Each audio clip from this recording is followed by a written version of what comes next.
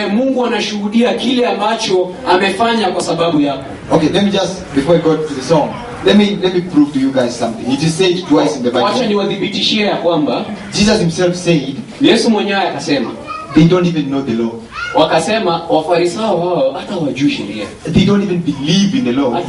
Hata waamini sheria. Because if they did, kwa sababu kama wangeliamini sheria, they would believe in me. Wangeniamini mimi. Amen? Hallelujah. They don't believe in it. Hawaamini sheria. Paul says in Timothy 1, na katika waraka wa Timotheo wa kwanza, forget them, they don't even know the law they are teaching. Anaambia Timotheo, hebu wasahau wale, hata watambui kila they have no idea. Hata hawana hata they don't get it. Because the law kwa sababu sheria testifies of him. Kwa sababu sheria yatuelekeza kwa Jesus himself said the law and the prophets testify to me.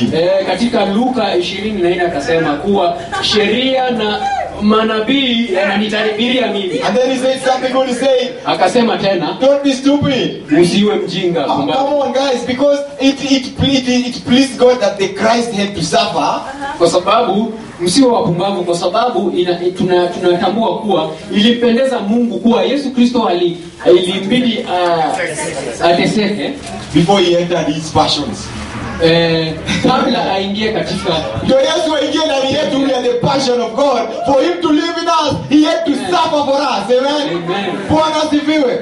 We are full of God, we are packed with God. Amen. Amen. Tumejaa Yesu, tumejaa Mungu. Amen. Hallelujah. And whatever God says, you know, in the Old Testament, God will always talk and bring people to the covenant. He say, you forgot my covenant, blah blah. Kwa agano la kale Mungu alikuwa akiongea anasema, mumesahau agano langu, kila kitu. God will always bring it to the agreement. Ndio? Yeah, katika na sasa ukiangalia kwa Jeremiah 31 God says, nafanya agano lingine na nyinyi. Ndio? Na sasa this time before alifanya na mkaagree, mtafanya mtafanya kwa Exodus 19. Mtafanya alafu akakuja Mount Sinai ambayo Hebrews 12 inasema Mount Sinai was scary. Mlima wa Sinai ulikuwa kutisha. Moses said, I am terrified Lord. Musa akasema mimi ninatishwa kabisa, ninajawa hofu. But now sisi tumekuja kwa Mount Zion. Lakini sisi sasa tumekuja katika mlima wa Zion. Mount Zion, the first covenant was made on Mount Sinai. Agano la kwanza lilifanyika katika mlima wa Sinai. The second one is made on Mount Zion. Agano la pili zimefanywa katika mlima wa Zion. Na hii ndio Yesu, ndio Biblia inasema. Na Biblia yasema hivi, Mount Zion is good. Mlima wa Zion ni mzuri. We have the blood of Christ, that Christ is the mediator of the new covenant with his own blood. Na tuko na Yesu ambaye amekuwa mpatanishi katika agano jipya kwa damu yake. The blood that speaks better promises than the blood. Na damu hii inaongelea matazamio mema kuliko damu ya Abel. The same way God related with people through the covenant. Na njia ile njia ambayo Mungu alitumia katika agano la kale is the very same way he's using in the new. Ndio tunafanyana.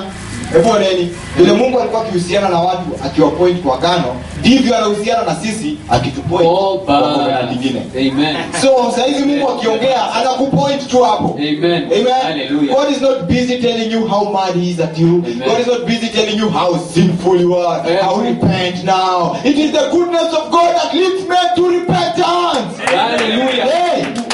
Mungu hayuko katika biashara ya kukuonyesha jinsi wewe ni mbaya, jinsi wewe uko na dosari, lakini Mungu hapo katika biashara ya kukuonyesha yale mema ambayo yametendeka kwa niaba yako, kwa sababu wema wa Mungu ndio unatufanya sisi tukabadilisha mawazo yetu na tukaweza kumfurahisha yeye. Amen. Amen. Tumeshika hapo Amen. Amen. Hallelujah. So it is wonderful, it is good. Yeah, ni jambo la kustajabisha, ni jambo bora kabisa. Yeah, mtaenda mtawasha TV zenu mkienda nyumbani, you will listen to a different kind of gospel. Na wakati mnapofungua runinga na mkaweza kusikia hizo injili tofauti ambazo si injili kabisa. Or you will meet some of your family friends and guys who will prophesy over your life.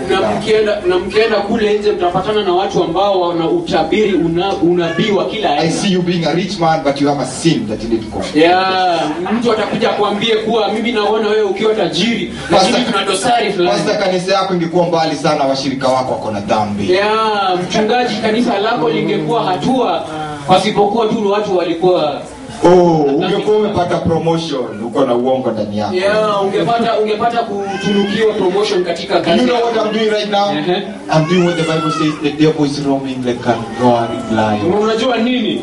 Kile ambacho nafanya ni kile ambacho Biblia inasema kuwa shetani ni kama that is the lie of the devil. Amen. And guess what? They are just shadows. Yeah, na hiyo ni uongo wa shetani ambayo ni kama tu kivuli ambacho kinapita na kinaisha. The fulfillment of the prophecy of David in in Psalms 23 is to you. Na ukamilisho wa unabii wa Daudi katika Zaburi 23 imekamilika kwako leo. Hata nikipita chini ya ubonde, hata ni uvuli, the shadow, it is a shadow. There is no valley of death. It is a shadow. It is a valley of the shadow of death. Amen. Because death has been defeated. Amen. Amen. Okay, I'll just give you permission. I'll just give you permission. I'm getting to stretch kidogo, and then we sing a song, and then let my sister say hello to us too, and then we wind up this. I just want you to stretch out. Amen. Hallelujah. Amen. Are you blessed? Amen. Say, I am blessed.